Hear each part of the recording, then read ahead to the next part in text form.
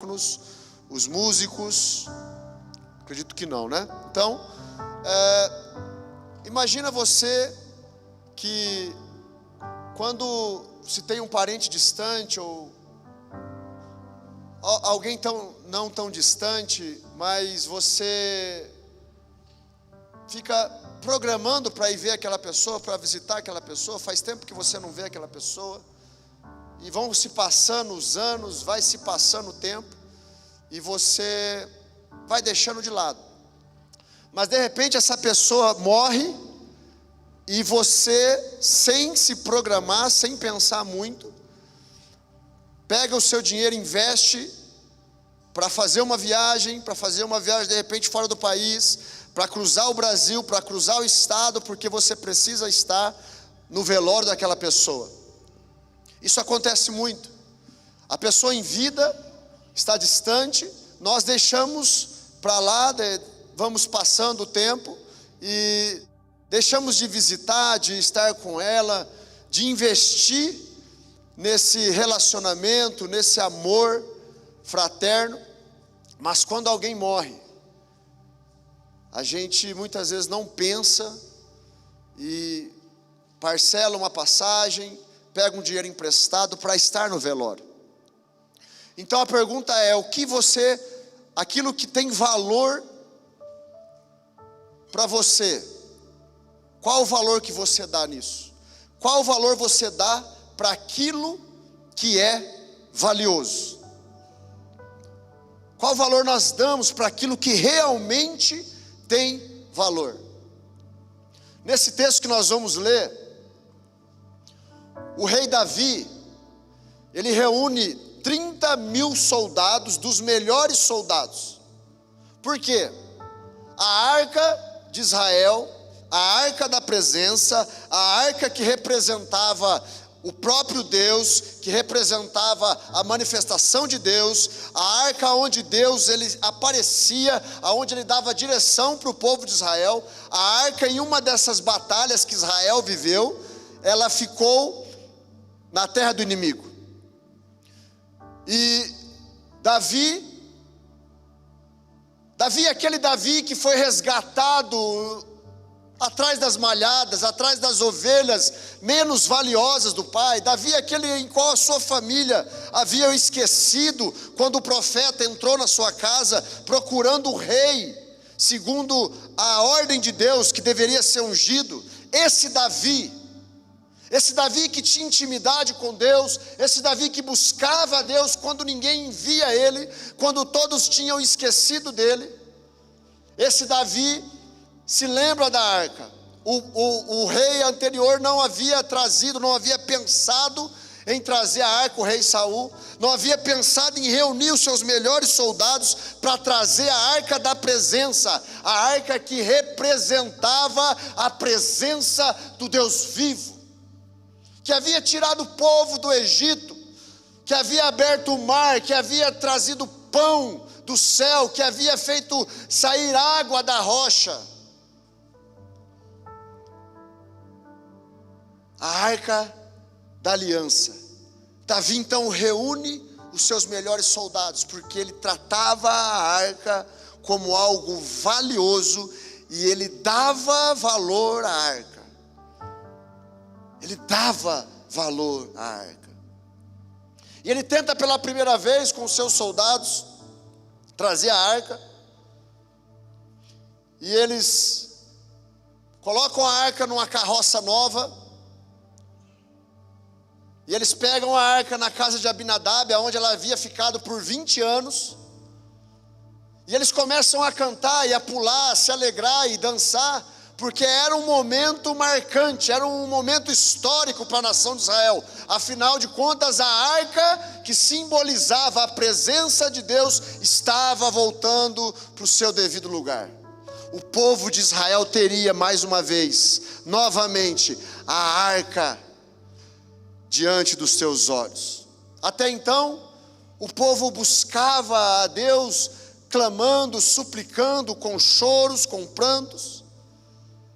Então eles vêm trazendo a arca, nessa primeira tentativa, e o que acontece é que Abinadab era um levita sacerdote, seus filhos Uzá e Aiô estavam acompanhando, e os bois tropeçam, e a história a gente conhece, a arca parece que vai cair, Uzá estica o braço, na melhor das intenções, um coração bem intencionado, não vou deixar a arca se espatifar no chão, não vou deixar essa preciosidade que simboliza a presença do Deus vivo, o nosso Deus que nos salvou, que nos resgatou, não vou deixá-la cair. E ele então estica a mão e coloca a mão na arca. E no mesmo instante ele é fulminado pelo próprio Deus. O Deus que havia se compromissado com o seu povo, a arca que simbolizava uma aliança de Deus com o seu povo, a arca que tinha dentro dela ali a vara de Arão, as tábuas dos 10 mandamentos, o pão que desceu do céu, o maná. Quando os filhos desse levita, sacerdote, Abinadab, Uzá coloca a mão na arca, ele é fulminado. Ele estava bem intencionado, ele não queria que a arca caísse, ele estava protegendo a arca. Afinal de contas, o que aconteceu? Por que ele foi fulminado? Por que Deus não aceitou que ele colocasse as mãos na arca para proteger a arca? Fala assim para o seu irmão, porque o seu Deus é um Deus de princípios. Quando a arca estava na terra dos inimigos, dos filisteus, e ela foi trazida até Geriat Kiriaim, alguns dos filisteus ousaram olhar para dentro da arca. Foram 70 pessoas, e essas 70 pessoas morreram. Essas 70 pessoas foram fulminadas, porque ousaram abrir a arca e olhar dentro da arca. E houve muito choro, muito pranto nos filisteus, naquela terra. Então, por causa daquilo que já estava acontecendo na terra deles, e o que estava acontecendo? A arca não era para estar com os inimigos, então começou a vir pragas. Começou a vir pragas sobre aquela terra, tragédias, pessoas começaram a morrer, e eles começaram a ficar desesperados, dizendo: olha, a arca tem que ir embora daqui, nós temos que levar essa arca daqui. Já tinha 7 meses que a arca estava em território inimigo. Eles estavam desesperados, alguma coisa está errada. Por que isso está trazendo destruição para nós? Talvez o olhar deles para a arca, como ela era toda feita de ouro, havia querubins, estátuas de querubins sobre ela, toda feita de ouro, uma madeira das melhores. Talvez a intenção deles só era no ouro, só era na parte financeira. Talvez eles esqueceram da parte mística, a parte do poder, a parte metafísica que simbolizava aquela arca. Então eles resolvem levar a arca dos filisteus daquela terra, deixa ela embora, leva ela daqui. E Davi, sabendo que a arca estava na casa de Abinadab, tenta trazer a arca pela primeira vez.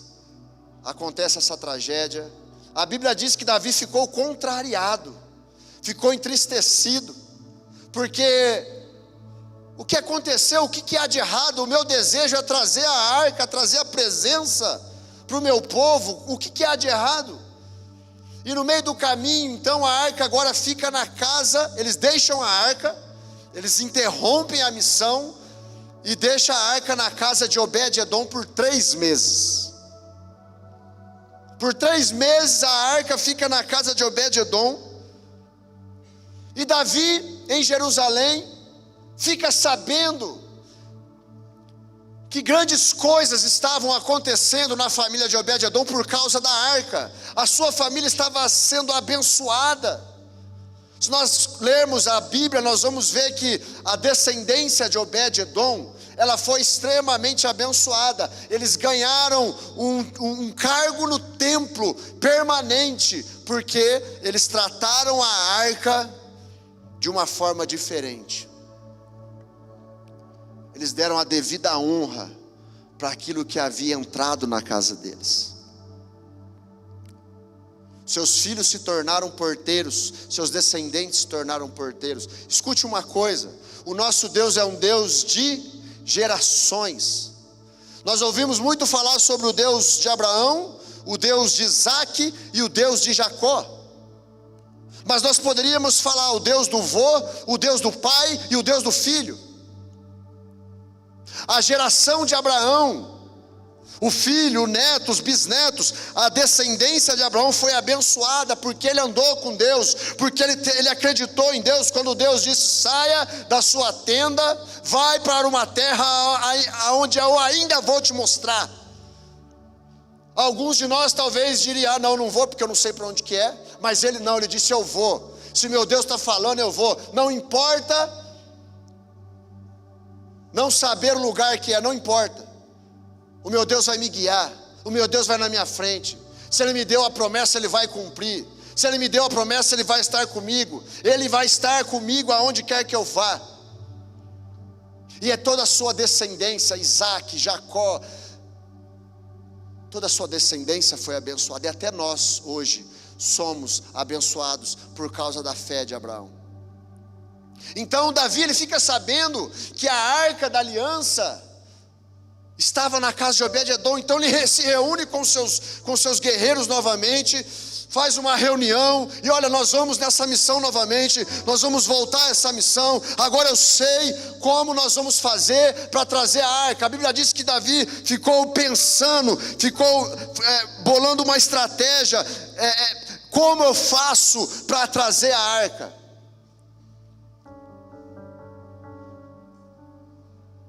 Então ele pega os levitas, coloca os levitas no seu devido lugar,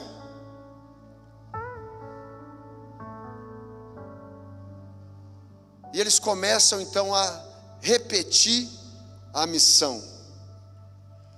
Repetir a missão, porque o desejo dele de levar a arca era muito grande. A primeira vez que a arca que eles tentaram trazer a arca, a primeira vez que eles tentaram carregar a arca, no primeiro livro de Samuel, no capítulo 6 também, quando os filisteus estão desesperados por causa das tragédias, por causa de tudo aquilo que estava acontecendo com o seu povo, eles perguntam para os adivinhos, para os feiticeiros, os sacerdotes adivinhos dos filisteus. E os sacerdotes adivinhos, então, eles colocam um padrão, eles fazem de um jeito para que a arca fosse levada, fosse tirada daquele território. Eles dizem: olha, façam estátuas de tumores e estátuas de ratos, estátuas de ouro, 5 tumores e 5 ratos, simbolizando 5 governantes dos filisteus. Coloquem 2 bois, 2 vacas que deram cria, para carregar ela numa carroça nova, e deixem ela seguir.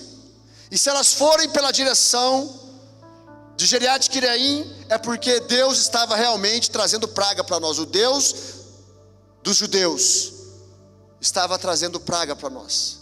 E aconteceu que a arca foi exatamente daquela forma. Ela foi para aquele lugar de Kiriat-Jearim. Então esse não era o padrão que a arca devia ser levada. Não era dessa forma que Deus estabeleceu. Não tinha que ter ali estátuas de tumores, de ratos, mesmo que de ouro. O ouro que havia sobre a arca, além daquilo que o pastor Mateus falou aqui antes, O ouro representa também a glória de Deus. Então o ouro ali não era uma questão financeira, não era simbolizando riqueza, mas era simbolizando a glória de Deus. Era um lugar onde a glória de Deus se manifestava. Então os adivinhos tentaram colocar um padrão. Eles disseram para as pessoas: se afastem dela e deixem a arca aí, deixem a carroça nova aí. Mas existia um padrão para carregar a arca. Existia uma forma estabelecida por Deus para carregar a arca. Eu vou ler para você em 1 Crônicas 15:15, diz assim: e os levitas carregaram a arca de Deus, apoiando as varas da arca sobre os ombros, de acordo com a palavra do Senhor. A arca devia ser carregada por varas. Essas varas passavam por argolas. Em cada ponta da arca tinha 2 argolas. Em cada ponta tinha uma argola. Então eram 2 varões que atravessavam essas argolas, porque não podia se tocar na arca. Esse era o padrão. Então eles colocavam no ombro, porque era um encargo. Todos nós temos um encargo, todos nós temos uma vocação. A Bíblia diz que você tem um dom, uma vocação, porque o corpo todo, cada membro é importante para o corpo. Cada um de nós temos uma vocação. Talvez você ainda não descobriu a sua, talvez você ainda não está vivendo a vocação que foi te dada, mas você tem uma vocação que Deus colocou em você. E a vocação dos levitas era carregar a arca. Os levitas não tinham herança, os levitas não receberam terras na distribuição das terras para as tribos. As 12 tribos receberam terras, mas os levitas não receberam. Sabe por quê? Porque Deus disse que a parte dos levitas e sacerdotes era o próprio Senhor. A herança deles era o próprio Senhor. Eles viviam no templo, eles viviam daquilo que o povo trazia no templo. Então os levitas carregavam a arca conforme Deus estabeleceu, segundo a palavra do Senhor. Deixa eu te falar uma coisa: existe um padrão para vivermos, e esse padrão é a palavra de Deus. A palavra de Deus é o padrão que nós devemos viver, buscar, fazer com que seja uma cultura na nossa casa.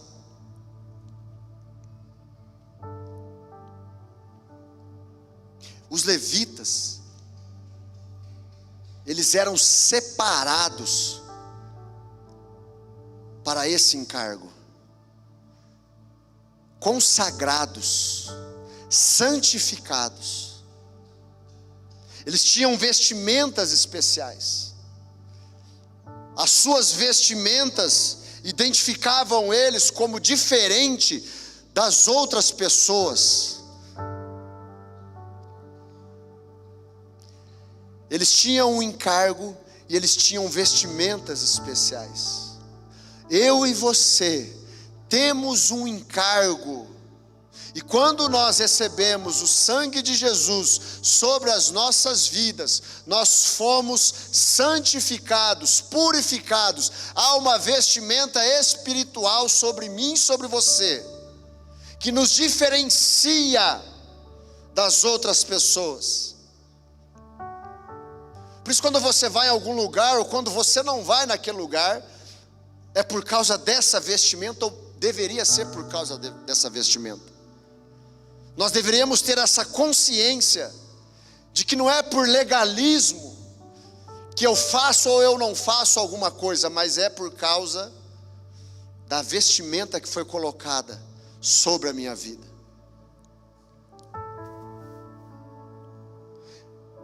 Então Davi agora ele sabe qual é o padrão que a arca deve ser levada, como ela deve ser carregada. Então eles vão até a casa de Obed-edom, eles pegam a arca. Não é mais como os adivinhos faziam. a carroça nova. Não é isso. Não é para carregar numa carroça. Não é animais que vão conduzir a arca da presença. Ei, não são animais que vão conduzir a presença de Deus, mas são pessoas como eu e você que devemos carregar a presença de Deus. E os levitas então colocam aqueles varões nos ombros e começam a caminhar. Então nós vamos ver o texto que diz no verso 13 de 2 Samuel capítulo 6: quando os que carregavam a arca do Senhor davam 6 passos, ele sacrificava um boi e um novilho gordo. Davi chama os levitas, Davi se veste de uma estola sacerdotal, uma vestimenta sacerdotal, e agora a cada 6 passos que eles davam, cerca de 25 quilômetros foram feitos dessa forma. A cada 6 passos que eles davam, eles sacrificavam, e aquilo ia fazendo um caminho de sangue. Foram 25 quilômetros. A cada 6 passos, no 7º, era feito o sacrifício. Imagina você. Boi era sacrificado, um novilho era sacrificado, e foi feito aquele caminho,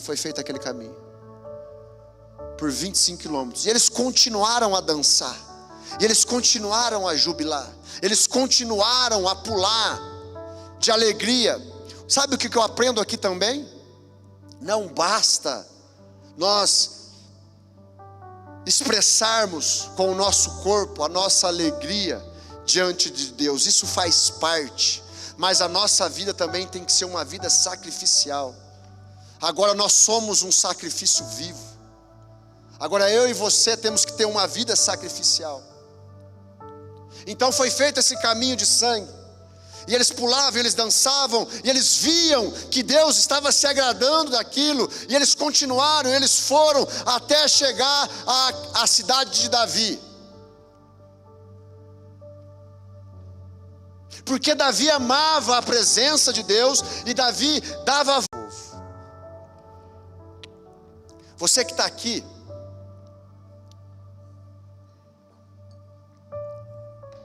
você tem a presença de Deus dentro de você, e existe uma forma de carregar ela, existe uma maneira de carregar a presença de Deus.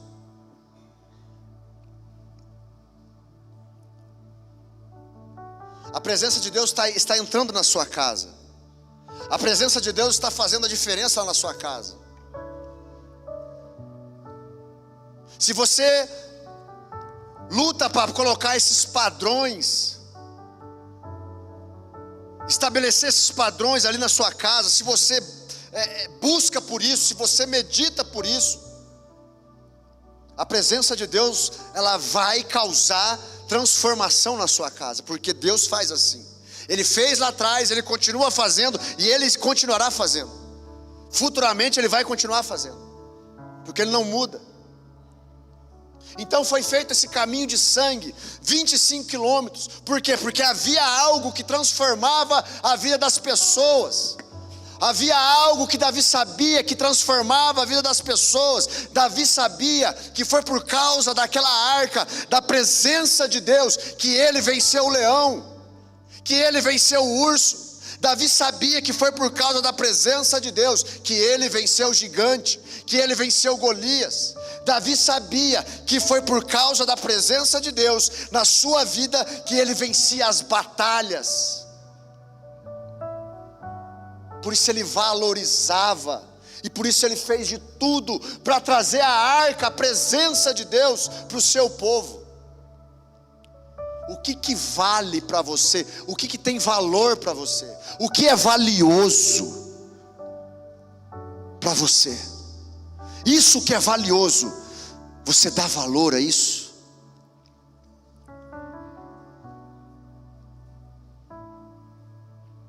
O que é valioso? Os filisteus pensaram que o ouro sobre a arca era o valor da arca.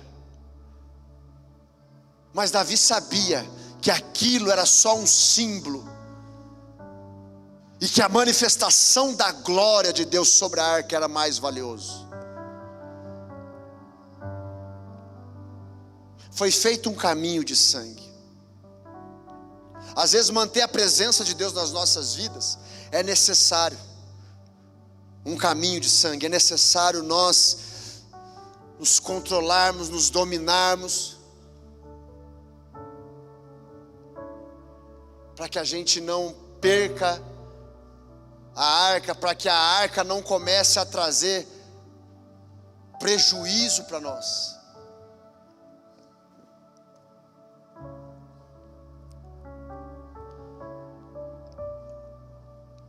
Agora abre a sua Bíblia no livro de Mateus 27, verso 31.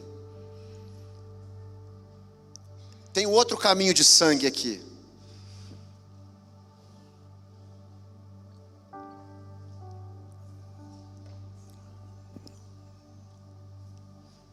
Diz assim: depois de terem zombado dele, tiraram-lhe o manto e vestiram-lhe suas próprias roupas. Então o levaram para crucificá-lo. Esse outro caminho de sangue é cerca de 600 metros. Cerca de 600 metros, esse caminho de sangue ele foi trilhado. Após açoites, após humilhações, após zombarias, após todo tipo de desonra, após uma condenação injusta, foi feito esse caminho de sangue de cerca de 600 metros. Aquela parte de cima da cruz tem um nome também de patibulum, aquela parte horizontal, e era levado somente ela nas costas daquele que seria crucificado. Mas ele foi tão espancado, tão moído, que ele, num determinado caminho, ele não conseguiu mais carregar, ele tropeça e cai, e aquela madeira pesada cai por cima dele. E os guardas que o acompanhavam viam que ele não estava mais aguentando, por causa do sofrimento que ele havia passado, também o sofrimento mental, o estresse mental que ele havia, porque ele já sabia o que ia acontecer com ele. Ele já sabia que ele seria moído pelos nossos pecados, ele seria crucificado pelos nossos pecados, ele já sabia. E ele se tornou humano, então ele era humano, ele passou isso. Imagina a ansiedade em saber que daqui a pouco, em poucas horas, você vai ser espancado, você vai ser moído, você vai ser humilhado, você vai ser zombado, e você tem que ficar quieto. Você tem que suportar tudo isso em silêncio, como uma ovelha muda quando é levada ao matadouro. Com aquela madeira pesada nas costas, ele cai. Então os guardas dizem para um outro Pedro que estava ali, um Simão que estava ali, o Cirineu, você vai ver aí no verso seguinte: olha, carrega para ele, ajuda a carregar. E aqui nós temos a prova de que Jesus se desfez totalmente da divindade, dos atributos de Deus, e veio como homem, como pessoa, como ser humano. E a prova, uma das provas está aqui: ele não conseguiu carregar aquela madeira pesada, aquela parte da cruz. E um homem então chamado Simão o ajuda. E o sangue vai marcando o caminho, o sangue vai marcando o caminho. A história diz que muitos morriam pelo espancamento. O espancamento era tão rigoroso que muitos não aguentavam chegar até o lugar da crucificação. Eles tinham que ir para fora da cidade. O costume não deixava essa execução acontecer dentro da cidade, tinha que ser para fora da cidade. E então Jesus chegou ao lugar da crucificação, foi pendurado na cruz, com a parte vertical, foi pregado na cruz, colocado naquela cruz, e ele deixou um caminho de sangue. Da mesma forma que Davi, presta bem atenção aqui, por favor, da mesma forma que Davi usou aquilo que ele tinha de melhor para trazer a arca de Deus que estava fora de Israel, para dentro de Israel, o meu Deus, o seu Deus, usou o melhor que ele tinha para trazer a presença de Deus agora para todas as nações, para fora de Israel, para todos os povos. Jesus, quando ele sai da cidade, quando ele se faz o sacrifício, quando ele marca aquele chão, quando ele faz esse caminho de sangue para levar a presença de Deus agora para todas as pessoas.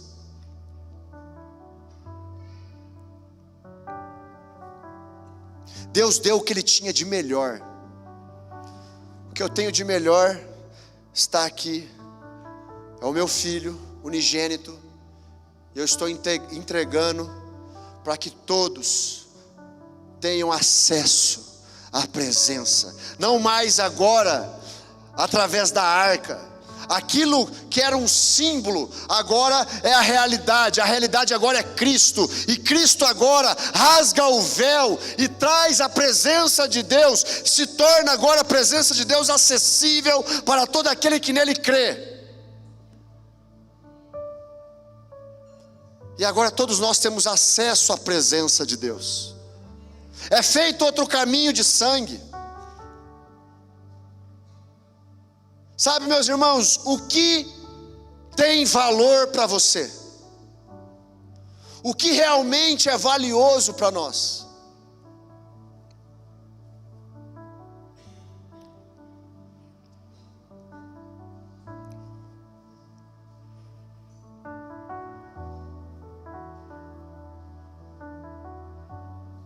Deus deu o melhor que ele tinha.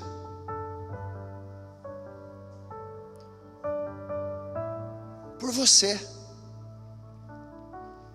Por você. Por você. Por você que está aí no fundo. Por você. Por vocês que estão vindo pela primeira vez. Ele fez um caminho de sangue por nós, para que nós tivéssemos acesso à sua presença, a presença que transforma os homens, as mulheres, presença que transforma famílias, presença que transforma vidas, presença que muda histórias, presença que dá destino, presença que faz a diferença na vida do ser humano. Mas o que é valioso para você? Aqui está a vida plena, a vida abundante.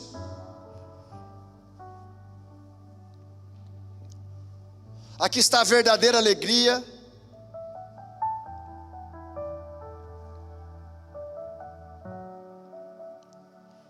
Mas o que é valioso para você? Aquilo que é valioso para você, você tem dado o devido valor? Nós sentimos a presença de Deus aqui na hora do louvor. Sabe, quem consegue ficar sem respirar aí por 3 minutos? Tem alguém? Levanta a mão. 2 minutos, tem alguém que consegue ficar sem respirar por 2 minutos? 1 minuto, tem alguém? 30 segundos? 10 segundos, aí sim, né? Todos nós, né? Quando você fica sem respirar por 10 segundos, quando você volta a respirar, você passa a valorizar mais o oxigênio que está à sua disposição. Sabe, queridos, quando Davi viu a arca distante de Israel, foi como ele ter ficado sem respirar por 10 segundos. Ele sentiu falta. Ele se sentiu desesperado porque a arca estava distante, a presença de Deus estava distante. Sabe, talvez nós temos aqui toda semana cultos, toda semana reuniões, e onde nós temos acesso à presença de Deus. Mas assim como nós não pensamos no ar, no oxigênio, por causa dessa quantidade, nós não valorizamos tanto. Eu queria que você refletisse nessa noite. Nós estamos no mês de agosto, já indo para o mês de setembro, já indo para o final do ano, os 3 últimos meses do ano. Eu queria que você refletisse no que você deu valor durante esse ano, o que você realmente investiu, aonde você depositou mais tempo, esforço, durante esses 9 meses, na prática, aonde? O que mais nós temos valorizado? Aquilo que realmente importa? Ou nós temos dado valor a coisas que não têm o devido valor, que não devem estar aonde estão?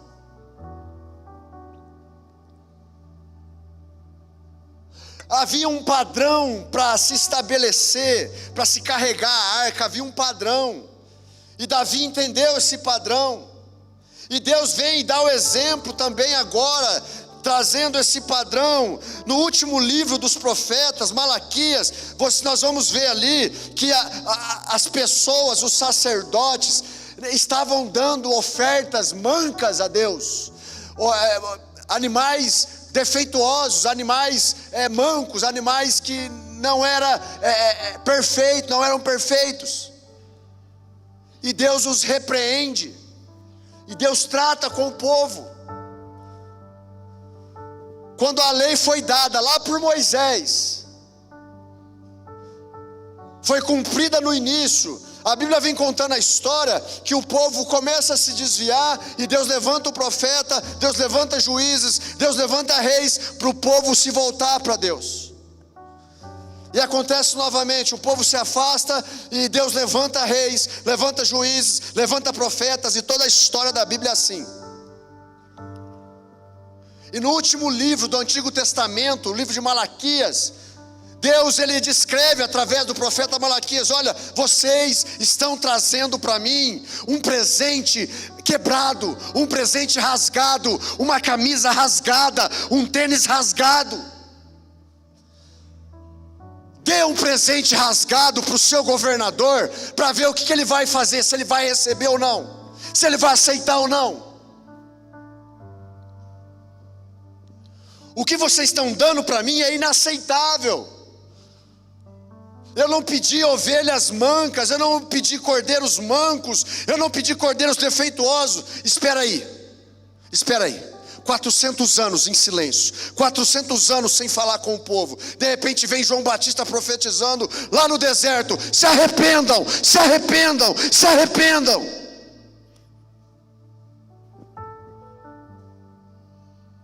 Deus vai dar o exemplo de como ele deve ser adorado, de como a arca da presença deve ser carregada. E ele começa a preparar o ambiente. Vem Jesus Cristo, o ungido de Deus, o unigênito de Deus. E ele passa 3 anos e meio ensinando discípulos, dizendo como deveria fazer, como ele deveria de morrer. Mas tudo isso era um exemplo de adoração, de como eu e você devemos adorar o nosso Deus, como o pastor Mateus disse, como nós devemos honrá-lo.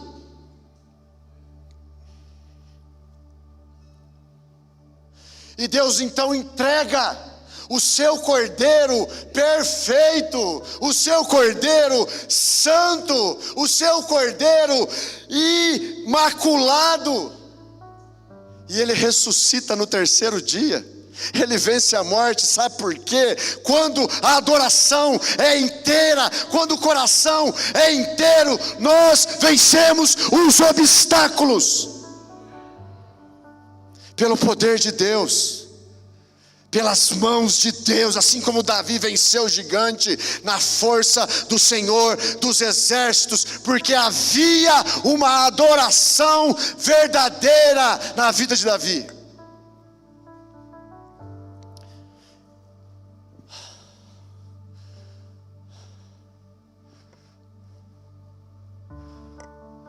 O que tem valor para você? O que tem valor para você? Sabe, 1 Pedro diz assim, que agora vocês são geração eleita, sacerdócio real, nação santa, povo exclusivo de Deus.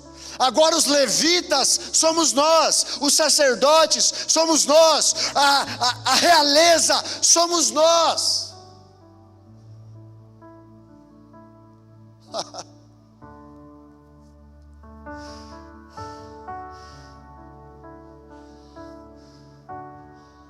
Davi foi tirado lá das malhadas. Davi foi tirado das malhadas, aonde não tinha valor, e ele foi colocado como rei. Davi sabia o valor da presença de Deus. A mulher, a Maria que foi liberta de 7 demônios, quando ela entrega o perfume mais caro, tudo aquilo que ela tinha, 1 ano de salário, aos pés do Senhor, é porque ela sabia da onde ela havia sido tirada. Ela sabia o valor de Jesus na vida dela, e nós precisamos ter isso em nós, impregnado dentro de nós, no nosso coração. O valor que Deus tem para nós, o valor da presença de Deus, o valor de Jesus Cristo para nós, tem que valer mais do que as coisas dessa terra. Tem que valer mais do que as pessoas que nos cercam. Tem que valer mais do que a nossa popularidade, do que a nossa aceitação no meio. O valor que Deus tem é inegociável. Sabe, meus irmãos, nós temos que lutar por isso, nós temos que batalhar por isso, nós temos que colocar os nossos 30.000 soldados à disposição para cumprir essa missão de trazer a presença de Deus para nós todos os dias.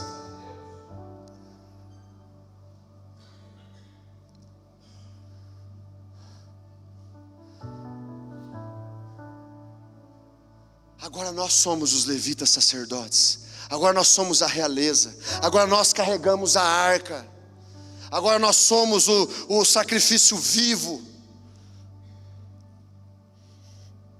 Porque Jesus morreu por nós, porque Jesus deu a vida por nós, porque Jesus venceu a morte por nós, porque Jesus ressuscitou ao terceiro dia, e Ele está vivo, e todos os dias Ele está com os braços abertos, sabe, se movendo céus e terra, para que nós o encontre todos os dias, para que nós cumpra o propósito a qual nós fomos criados, segundo Atos 19, 26, que foi para adorar a Deus. Atos 19, 27, não, Atos 17, perdão, não estou lembrando. O propósito é para que nós adoremos a Deus, para que nós encontremos a Deus, para que a presença de Deus agora esteja dentro de nós. Sabe, quando Noé colocou toda a sua família dentro da arca, não era a ideia de Deus colocar a família, as pessoas dentro de uma arca, mas a ideia de Deus era com que as pessoas colocassem a arca dentro delas, a presença dele dentro delas. Essa era a ideia de Deus, que a presença dele esteja em nós, porque com a presença dele em nós, aonde estivermos, vamos ser identificados como filhos de Deus, como filho e filha.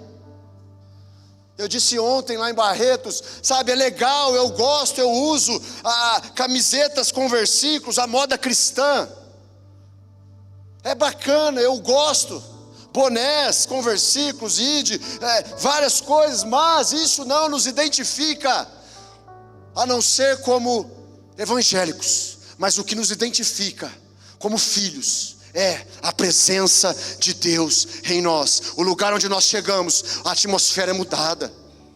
O lugar onde nós entramos, a atmosfera é mudada.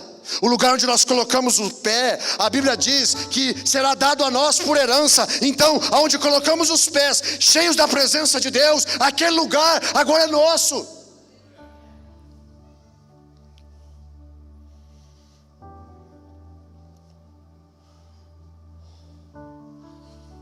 $30.000 soldados para trazer a arca. 30.000 soldados para trazer a presença de Deus. O Filho de Deus para trazer a presença até nós. O Filho de Deus para rasgar o véu e liberar para todos a presença de Deus para nós. Agora não é mais esse lugar, aquele lugar virado para o templo onde o Senhor será adorado. Jesus disse: agora os verdadeiros adoradores o adorarão em espírito e em verdade, em qualquer lugar.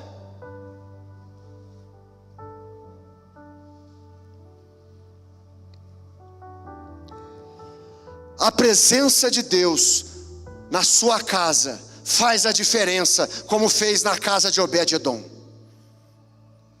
Ficou 3 meses na casa de Obed-edom, e a sua descendência foi mudada. Eu creio, eu estou vendo meus sobrinhos servindo ao Senhor. Eu estou vendo na minha casa a prova da presença de Deus. Tem alguém aqui que está vendo isso na sua casa? Levanta a mão. Depois que você trouxe a presença de Deus para a sua casa, mudou alguma coisa? Me ajuda, tem alguém aqui?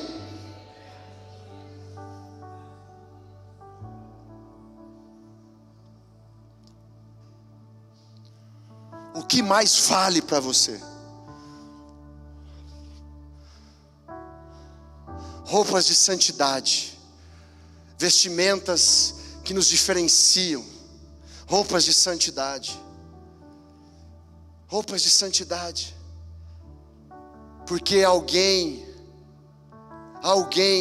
morreu por nós, trocou as nossas vestimentas, lavou-nos com seu sangue, nos purificou, e agora nós somos diferentes. Se coloque de pé, no nome de Jesus.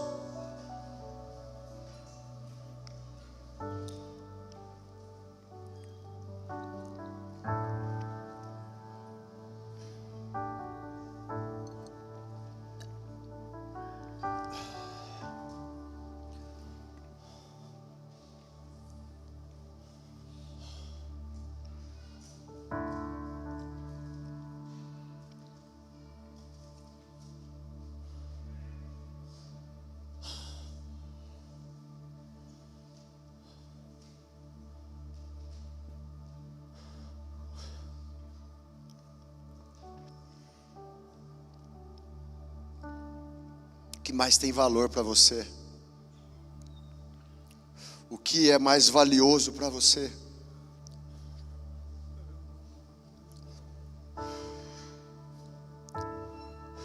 Aquilo que é valioso para você, você tem dado o devido valor? Você tem mandado 30.000 soldados buscar isso todos os dias?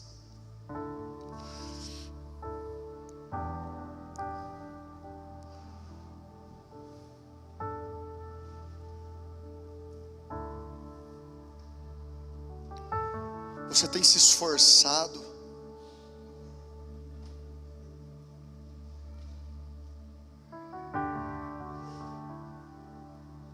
Houve um caminho de sangue para que você chegasse até aqui.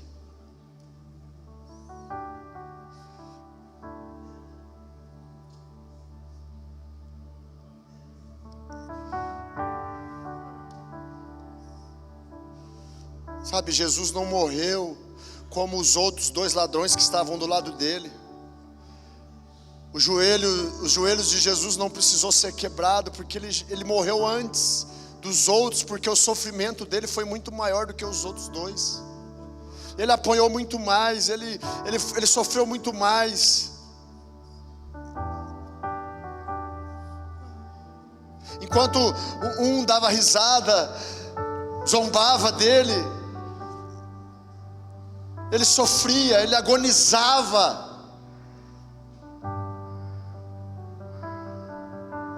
Ele perdia a respiração, porque os pulmões dele eram comprimidos.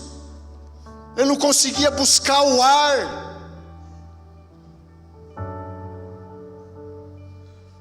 Colocaram uma coroa de espinhos na sua cabeça, zombando dele. Não foi um espinho que entra na mão, mas foi uma coroa de espinhos na cabeça. E aquilo pressionava a cabeça dele, e o sangue escorria. As suas costas estavam mutiladas, e o sangue pingava no chão. E então ele morre de forma precoce na cruz, porque o sofrimento que ele passou foi muito maior do que os outros 2, e tudo isso por causa de nós, tudo isso pensando em nós, tudo isso para que nós hoje estivéssemos aqui.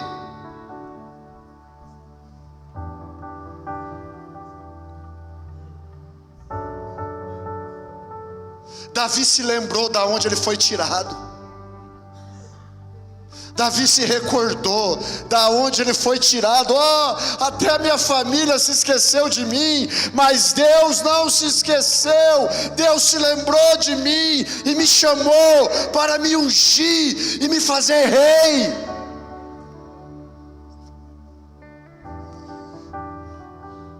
Talvez é noite de nos lembrarmos da onde Deus nos tirou, de tudo aquilo que Deus tem feito,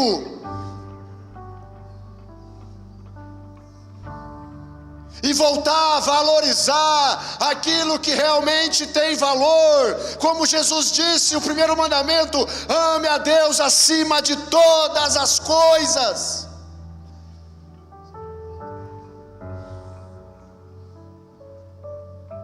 Esse é o valor.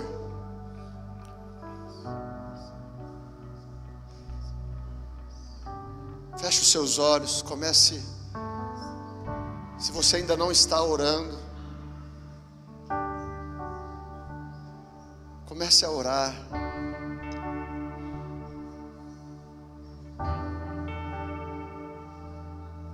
Comece a falar com Deus. Jesus, me ajuda a trazer a arca de volta. Jesus, me ajuda. Eu perdi a arca, eu deixei a arca para trás. Eu não tenho valorizado a arca, eu não tenho empenhado esforço para que a arca esteja perto de mim. Mas nessa noite me ajuda. Nessa noite me ajuda, Jesus. Eu sei que o Senhor me ouve, eu sei que o Senhor está me vendo, eu sei que o Senhor está nesse lugar.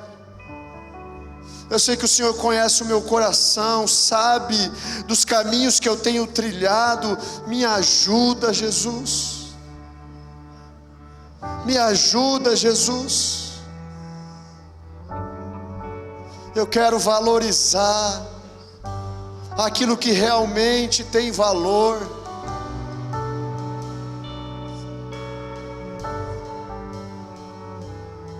Me ajuda, Jesus.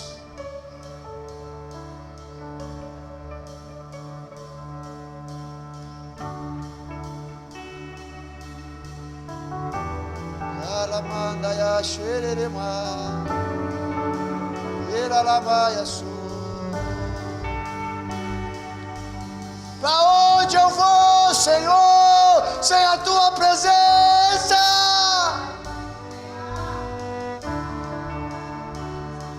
Eu não quero ir, eu não quero estar lá. Eu quero a tua presença. Eu preciso da tua presença.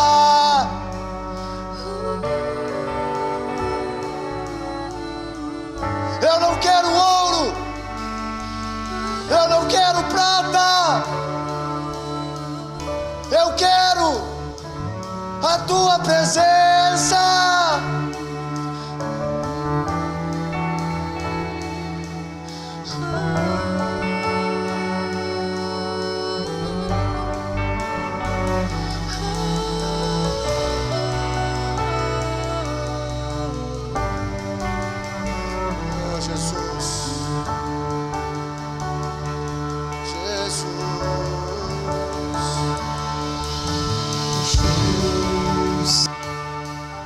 Se você entende que precisa resgatar a arca, vem aqui na frente, num ato de fé.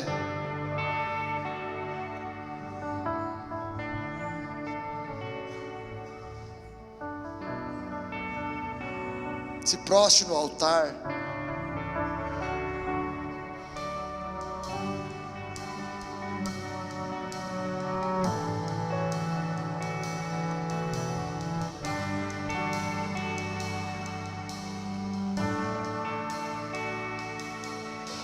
É a arca que faz a diferença. É a presença de Deus que faz a diferença.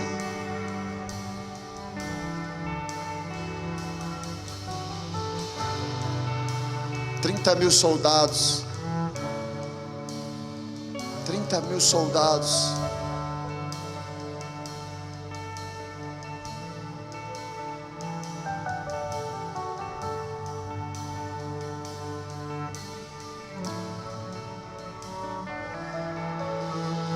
Tem uma moça de verde lá atrás. Você está de blusa verde aí atrás. Eu tenho uma palavra de Deus para você. Existe algo que Deus quer fazer na sua vida. A arca de Deus está à sua disposição. Coloque esses 30.000 soldados à disposição da arca, para trazer ela para a sua casa, para a sua vida, para todas as áreas da sua vida.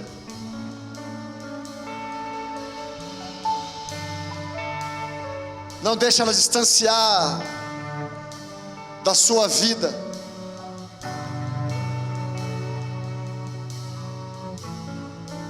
Não deixe ela se afastar da sua vida por nada, por nada.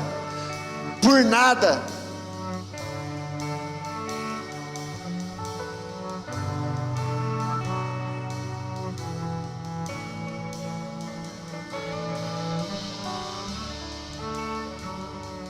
Deus quer abençoar a tua geração, os seus descendentes.